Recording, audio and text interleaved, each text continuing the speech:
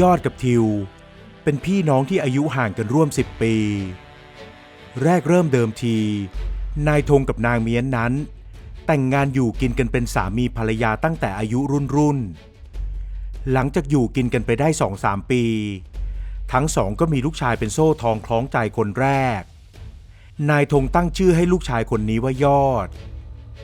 นายธงกับนางเมียนมีที่ดินทำกินอยู่นับ10 ไร่ทั้งสองช่วยกันทำมาหากินด้วยความขยันขันแข็งต่อมาเมื่อยอดเติบโตขึ้นก็เริ่มช่วยงานพ่อแม่ได้แม้จะยังช่วยงานในไร่นาไม่ได้แต่ยอดก็ช่วยพ่อกับแม่ดูแลบ้านหุงหาอาหารไว้รอพ่อกับแม่ยามที่กลับจากการทำนาได้ยิ่งเขาเติบโตมากขึ้นยอดก็ยิ่งช่วยผ่อนแรงของพ่อแม่ได้มากขึ้นตอนที่ยอดอายุได้10 ปีนายธงกับนางเมียนก็ได้ลูกอีกคนโดยที่ทั้งคู่ไม่คาดคิดมาก่อนว่าจะมีลูกมาเกิดอีกและลูกคนนี้ก็เป็นลูกชายทั้งสองตั้งชื่อลูกชายคนเล็กนี้ว่าทิววันเวลาผ่านไปเมื่อยอดอายุได้15 ปีและทิวก็อายุได้5 ขวบคนในหมู่บ้านทุกคนต่างพากันชื่นชมว่าสองสามีภรรยาคู่นี้ช่างโชคดีเพราะได้ลูกชายคนโตเป็นหัวเรี่ยวหัวแรงหลักซ้ำยอดก็ยังเป็นเด็กดีไม่ยุ่งเกี่ยวกับอบายมุขต่างๆส่วนลูกชายคนเล็กก็เป็นคนพูดจาสุภาพเรียบร้อยนางเมียนรักลูกชายคนเล็กมากเพราะเขาช่างพูดช่างเจรจาปากหวานช่างออซ้อนางจึงรักและตามใจทิวมากกว่าเมื่อตอนที่เลี้ยงลูกชายคนโตนางไม่ค่อยให้เขาฝึกทำงานอะไรจนตอนที่ทิวอายุได้10 ปียอดก็เป็นหนุ่มอายุ20ทำให้ยอดกลายมาเป็นหลักในการทำไร่นาแทนพ่อแม่ในขณะเดียวกันทิวก็รับหน้าที่ดูแลหุงหาอาหารให้พ่อแม่และพี่ชายแม้นายธงจะบอกกับนางเมียนให้พาทิวไปฝึกทำงานในไร่ในนาบ้างแต่นางก็บอกว่าทิวยังเด็กและไม่แข็งแรงไม่อยากให้เขาไปตรากตรำทำงานอะไรส่วนยอดเองก็รักน้องเลยไม่ได้แย้งผู้เป็นแม่เขายินดีทำงานหนักเองจนกระทั่งยอดอายุได้25 ปีและทิวอายุ15เข้าสู่รุ่นหนุ่มน้อยทิวก็ยังคงไม่ยอมออกไปตากแดดทำนาแบบพ่อกับแม่อยู่ดีครั้งนี้ยอดเอ่ยปากไปเปรยกับน้องแล้วว่าควรจะออกไปทำงานบ้างอย่าเอาแต่นอนเล่นไปวันๆอยู่ที่บ้านพอได้ฟังพี่ชายบ่นทิวก็เถียงทุกคำฉันไม่ได้นอนเล่นอยู่บ้านเฉยๆนะแต่ละวันฉันก็ทำงานบ้าน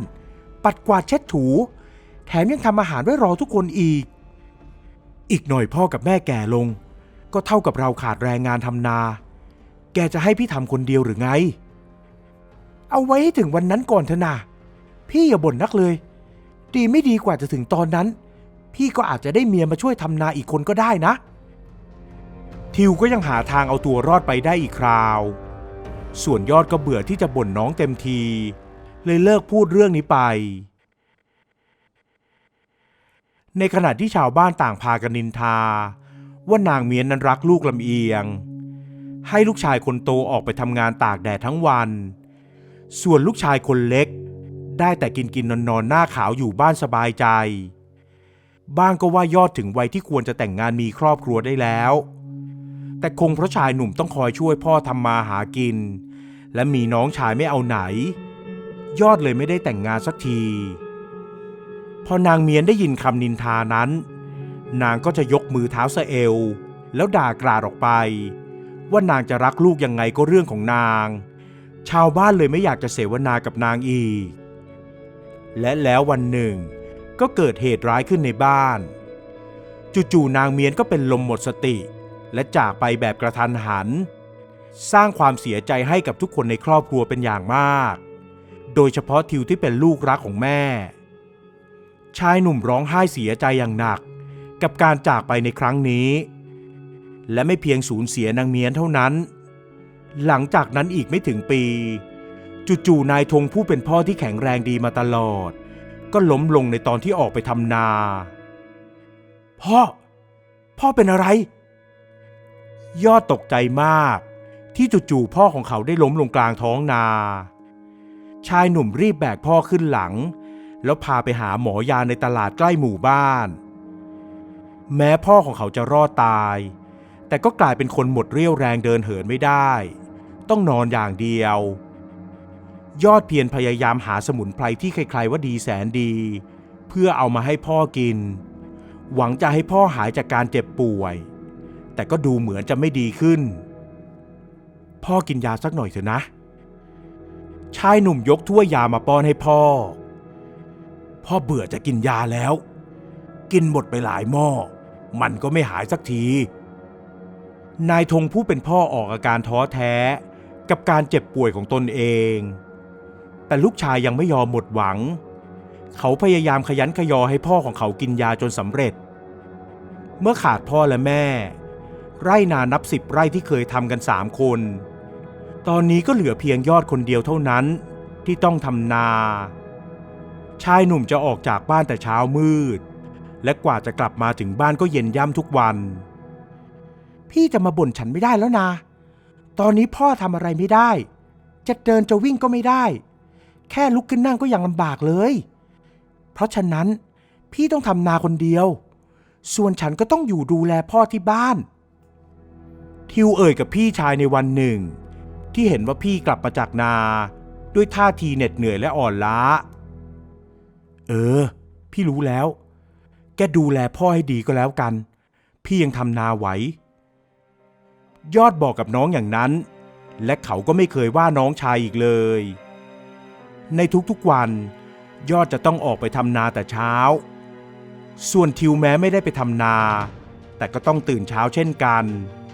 เพราะเขาต้องลุกมาดูแลพ่อพาไปอาบน้ำเปลี่ยนเสื้อผ้าแล้วหุงหาอาหารให้พี่ชายรวมถึงต้องป้อนข้าวให้พ่อด้วยชาวบ้านที่เคยติฉินนินทาว่าทิวเป็นคนขี้เกียจเจ้าสำอางไม่ยอมออกไปทำนาช่วยพ่อและพี่ตอนนี้ก็เริ่มจะหยุดนินทาเขาไปบ้างเพราะงานดูแลคนพิการที่นอนอย่างเดียวนั้นเป็นเรื่องที่ไม่ง่ายเลยในขณะเดียวกันงานใช้แรงหนักๆที่ยอดทำอยู่นั้นก็ไม่ง่ายเช่นเดียวกันเช้าตรู่ของวันหนึ่งยอดตื่นมาล้างหน้าล้างตาเตรียมจะออกไปทำนาแต่ก็เห็นว่าน้องชายไม่ยอมตื่นสักทีจึงไปร้องตะโกนเรียกทิวที่หน้าห้องนอนทิวตื่นได้แล้วเดี๋ยวพ่อจะตื่นแล้วแกต้องลุกมาหุงข้าวหาปลาให้พ่อกินนะแม้จะเรียกน้องชายเสียงดังแต่กลับไม่มีเสียงตอบรับชายหนุ่มนึกร้อนใจที่เรียกเท่าไหร่น้องก็ไม่ตอบจึงดันประตูห้องเข้าไปและเห็นว่าน้องชายของเขานอนเหยียดยาวเหมือนคนหลับสนิทยอดรีบเข้าไปเขย่าตัวน้องก็พบว่าน้องชายตัวเย็นเฉียบและไม่หายใจแล้วชายหนุ่มตกใจมากเมื่อรู้ว่าน้องของเขาเสียชีวิตไปแล้วโดยมีอาการเหมือนกับแม่ไม่มีผิดนั่นคือหมดสติและจากไปแบบเงียบๆยอดทำอะไรไม่ถูกกับความสูญเสียใกล้ๆกันเช่นนั้นเขาเสียแม่ไปไม่ถึง2 ปีต่อมาพ่อก็ล้มป่วยเดินไม่ได้และตอนนี้น้องชายของเขาก็มาจากไปอีกคนชายหนุ่มนั่งร้องไห้อยู่ตรงนั้นจนกระทั่งได้ยินเสียงพ่อร้องเรียกเขาจึงรีบเข้าไปดูพ่อที่ห้องและพยุงพ่อให้ออกมานั่งที่โถงเรือนจากนั้นก็บอกข่าวร้ายกับผู้เป็นพ่อทิวมันไปแล้วนะมันนอนหลับไปเงียบๆเลยยอดพูดทั้งน้ำตาอะไรนะทิวมันตายเหรอมันตายได้ยังไงเมื่อวานมันยังดูแลพ่อดีๆอยู่เลยนายธงไม่อยากจะเชื่อว่าลูกชายคนเล็กได้จากไปแล้วแต่เมื่อลูกชายคนโตพยักหน้ายืนยันว่าเป็นเรื่องจริงนายธงก็ร้องไห้ออกมาเพราะไม่คิดว่าเขาจะต้องเสียคนในครอบครัวไปอีกคนโธ่ไอ้ทิวลูกพ่อทำไมเองถึงมาจากไปเร็วแบบนี้คนหัวงอกต้องมาทำศพให้คนหัวดำหรือนี่นายธงร้องไห้เสียใจอย่างหนักและแม้จะเสียใจมากเท่าไหร่ก็ตามแต่2 พ่อลูกก็ต้องยอมรับว่าการจากไปของทิวคือความจริงยอดไปบอกกับญาติเพื่อให้ทุกคนมาช่วยกันจัดงานศพให้กับทิว ไม่ว่าใครพอได้ยินข่าวนี้ก็พากันใจหายเพราะไม่คิดว่าทิวจะจากไปตั้งแต่ยังหนุ่มๆพวกผู้ชายในหมู่บ้านมาช่วยกันเคลื่อนย้ายร่างของทิวไปที่วัดเพื่อเตรียมรดน้ำศพและจัดแจงใส่โลงยอดพาพ่อไปวัดเพื่อรดน้ำศพน้องชายจากนั้นก็คอยจัดแจงเรื่องงานทุกอย่างทั้งเรื่องของอาหารการกินเรื่องคนที่มาช่วยงานและเรื่องนิมนต์พระมาสวดอภิธรรมการที่เหลือเขาเพียงคนเดียวโดยไม่มีน้องช่วยเหลือนั้นทำให้ทุกอย่างยากลำบากไปหมดแม้จะมีญาติมาช่วยอยู่บ้างก็ตามหลังจากรดน้ำศพเสร็จเรียบร้อย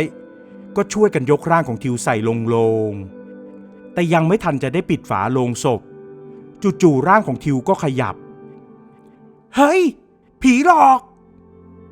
ชายหนุ่ม2-3 คนที่มาช่วยกันยกร่างของทิวพากันร้องตะโกนเสียงดังด้วยความตกใจต่างคนต่างพากันกระโดดโยงออกห่างจากโลงศพเป็นที่โอลหม่านยังดีแต่ว่าฟ้าข้างนอกยังไม่มืดและผู้หลักผู้ใหญ่ก็อยู่ที่ศาลากันหลายคนเลยยังพอมีสติเรียกขวัญทุกคนได้นี่พวกเองหยุดร้องโวยวายก่อนลุงแดงสับปะเหร่อของวัดร้องปรามชายหนุ่มทั้งหลายก่อนจะบอกกับทุกคนไอ้ทิวมันยังไม่ตายเข้าไปพยุงมันออกจากโรงก่อนจะได้พูดคุยซักถามกันให้รู้เรื่องส่วนในธงก็ร้องไห้ออกมาด้วยความดีใจที่ลูกชายของตนยังไม่ตายในตอนนั้นเองก็มีคนนิมนต์เจ้าอาวาสมาที่ศาลาพอดีท่านจึงมานั่งอยู่บนต่างไม้ไม่ห่างจากโลงศพของทิวมากนักและเมื่อทุกคนพากันช่วยยกตัวชายหนุ่มออกมาจากโลงแล้วเจ้าอาวาสก็บอกให้ยอดไปนำน้ำมาให้น้องชายได้ดื่มและล้างหน้าล้างตาเสียให้สดชื่นไปไงมาไงล่ะไอ้ทิวไหนลองเล่าให้ทุกคนฟังสิเจ้าอาวาสเอ่ยถามทิวฉันกราบจะหลวงพ่อก่อนที่จะได้เล่าความอะไรทิวก็ก้มลงกราบเจ้าอาวาสอย่างนอบน้อมแล้วก็เอ่ยปากเล่าให้ทุกคนได้ฟังว่าในช่วงที่ทุกคนคิดว่าเขาตายนั้นเขาไปไหนมาทิวบอกว่าเขาไปในสถานที่ที่ไม่เคยรู้จักโดยมีชาย2 คนพาไปจากนั้นก็ได้ไปเจอกับผู้ใหญ่ท่านหนึ่งท่านผู้นั้นถามเขาว่าตอนที่ยังมีชีวิตอยู่เขาได้ทำความดีอะไรบ้างชายหนุ่มบอกว่าเขาก็เล่าไปตามความจริงว่าเคยไปร่วมงานบุญต่างๆจนกระทั่งมาถึงเรื่องที่เขาดูแลพ่อที่นอนป่วยลุกขึ้นนั่งไปไหนไม่ได้ต้องนอนอย่างเดียวพอท่านได้ฟังก็บอกว่าจะให้กระผมกลับมาแก้ไขชีวิตเสียใหม่ท่านว่าผมยังมีบุญใหญ่ที่ได้ดูแลบุพการีอย่างดีเลยให้โอกาสผมอีกครั้งขอรับหลวงพ่อทิวยกมือขึ้นพนมไปด้วยในขณะที่เล่าทุกคนในที่นั้นพอได้ฟังต่างก็ส่งเสียงฮือฮาอื้ออึงถึงเรื่องเล่าของทิวหลังจากนั้นทิวก็เล่าให้ฟังอีกหลายเรื่องว่าเขาได้ไปเจออะไรมาบ้างและทุกเรื่องที่เขาเจอทำให้เขาคิดว่าเมื่อกลับมาถึงบ้านแล้วจะต้องทำตัวเสียใหม่จะประพฤติปฏิบัติตัวให้ดีอยู่ในศีลในธรรมและไม่ประมาทอีกแล้วเมื่อทุกคนฟังเรื่องเล่าของทิวจบแล้วหลวงพ่อก็ได้ให้ข้อคิดกับทุกคนว่าจงดูทิวเป็นตัวอย่างเพราะคงจะไม่ได้มีคนที่โชคดีแบบทิวบ่อยๆดังนั้นใครที่ยังมีชีวิตอยู่ก็ขอให้มันทำความดีอยู่เสมออย่าได้ประมาทหรือทำความชั่วหลังจากนั้นทุกคนก็พากันช่วยเก็บกวาดศาลางานศพก็เป็นอันยกเลิกไป